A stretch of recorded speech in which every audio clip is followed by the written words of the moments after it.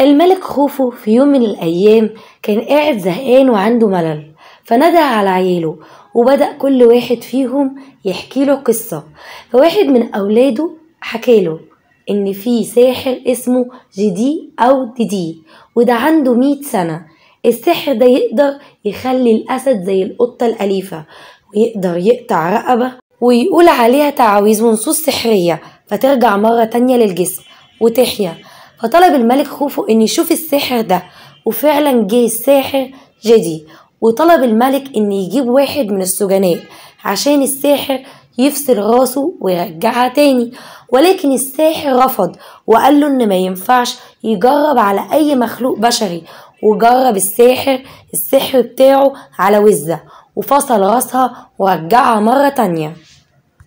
القصة دي موجودة ببردية وستكار، والبردية دي موجودة دلوقتي في متحف برلين.